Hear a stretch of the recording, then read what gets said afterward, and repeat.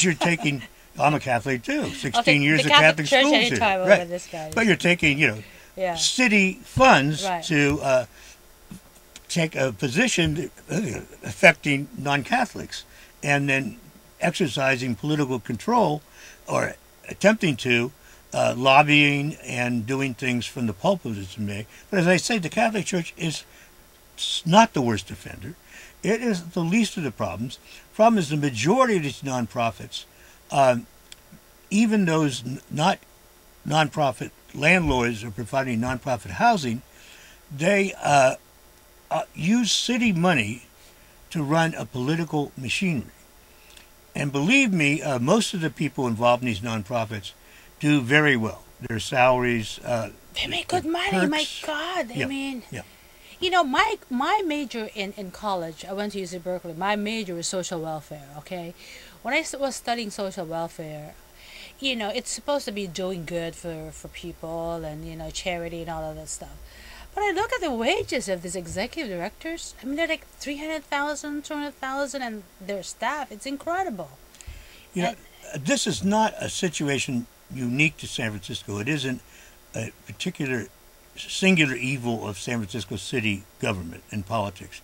I was in New York last week talking to some friends, and this issue came up. I said, geez, we're finding these astonishing things about how the nonprofits operate and their effect on government and their cost Right. under using taxpayer money in San Francisco.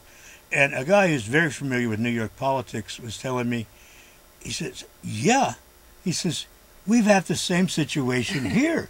Uh-huh. It's also true in New York, and I imagine it's true in other cities. But it's given the budget situation and given everything that's going on, looking at every dime, the one thing we haven't seen the Board of Supervisors look at, or the mayor's office, because all politics rely on these nonprofits. They're key to all kinds of campaigns. Oh, They're sure. volunteers, things. And nobody wants to say, because they're exempt from sunshine laws, Yeah. you try and find out how much money your average nonprofit is getting. You try and find out, say, a housing bond issue. Right. Okay, here's $2 million, which used to be a big figure. There was one maybe 3 to 5 years ago, it's the last one, I think, in that area. How much of that was actually spent for housing? How many housing units did this nonprofit deliver? How much of it was spent on administration? You want to try 80% on administration and no goddamn housing as such built? Right? Exactly. What do we pass these bond issues for? It's ridiculous. Oh, God. And remember, at the same time, they are lobbying effectively to stop private housing from being built. Exactly. Moratoriums and this and that. Do everything they can, but they don't pay taxes Exactly. on the housing they have, and the private buildings, people who build stuff, they have to pay the taxes. That's fine, but those taxes are what keeps city government going. So they fund it. Property taxes are still about 80% of the income for the general fund. Well. Okay, so you have the Board of Supervisors who are the vast... Beholden to the nonprofits. Exactly. Let me see. Well, how about our mayor? Did he land yet? What? Well, Gavin's back. Hey, he's got nothing to lose at this point, and scores to settle. And he was distracted by campaigning for governor. Right. Went through some chief of staff changes.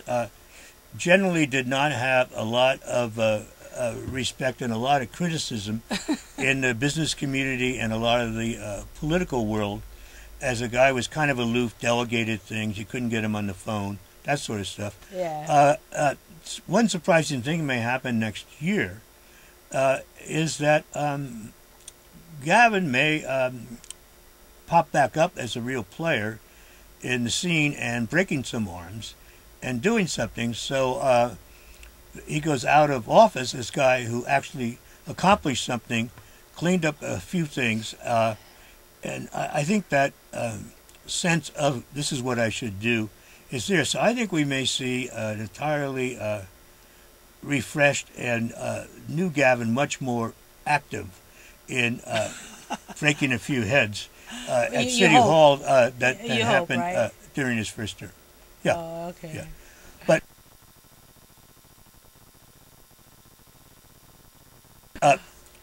one great irony here, trying to get examples that are very easy to understand with the nonprofits. Here's one.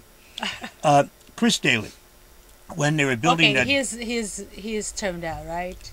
Well, he's termed out, but next year. This is an example of a supervisor using the power of office to direct money to nonprofits that politically supports his campaigns. Sure. Now, here's what happened. That big one Rincon Tower, you know, when you go in the Bay Bridge, that huge thing goes in the sky. Yeah, There's supposed to be two of them, but now they can't build two of them, so it really looks ugly. He sort of held those developers up for more money and more money so they could go ahead and build. Right. And he was very effective at that. He got it. And that money went into, where did it go? Nobody's quite sure, but a lot of it went to nonprofits, was directed to the nonprofits, who are part of Chris Daly's political mafia.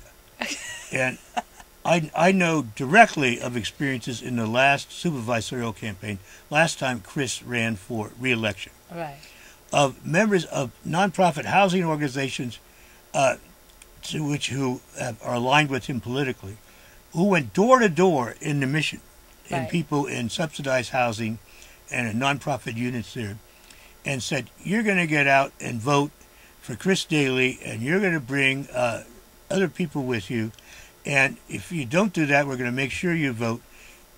Don't be so sure you're going to be living in this place anymore. You know, straight extortion. I heard that. That's a true story. Yeah, no, I heard it so many times. Yeah. Yeah. Yes. So wait a minute. So what are these nonprofits doing? Doing that on the city dime. Exactly. Is the point here. And when we started out talking, I said one of the things that I think is going to be very interesting about the new year is there is a serious movement to say, wait a minute, this board is not going to do anything about the nonprofits. Doing anything means asking them, hey, how much money are you getting? What services are you providing? What are you doing with all this money? And how many of the services you're providing are duplicated by city workers? Right. It has a huge impact on the city budget overall, an extraordinary impact. But it's like mystery meat in school. You know, what do they serve in the cafeteria? You can never figure it out because they're all exempt from the sunshine ordinances. And the Bay Guardian, which loves this thing, I haven't yet. They scream about anything about a sunshine ordinance. I've yet to see them give a whimper about. Well, why aren't the nonprofit entities, which take this lion's share of the city budget, why aren't they under the sunshine ordinance so people can find out what they're doing with this money? You know, speaking of sunshine, I think my hope would be that the Sunshine Ordinance Task Force would become a Sunshine Ordinance Commission. That way they have teeth. Because, you know, the Sunshine Ordinance, it's not being enforced because they don't have the tool, you know, by which they can penalize people who violate it or governmental agencies who violate it. Well, Myrna, I agree with you on your general point. I would hate to see yet another commission established in the city. I mean, it's one of the ridiculous parts of San Francisco city government. Right, there are so god darn many commissions. Right? They're an endless number, right? And because that's like a political favor. Does it contribute to participatory government with everybody really being involved? It's hard to argue. Yes, some great people serve on some of these commissions and done interesting, independent-minded things. But basically, it's part of a general political operation. You know, here is something you get because you're supporting me or you supported me. You know, and the proliferation of commissions is another part of the giant cost of city government that you have to say, wait a minute here, right? So to have yet another commission with staff and everything paid for by the city is well. There's a lot of people already talking about the mayor's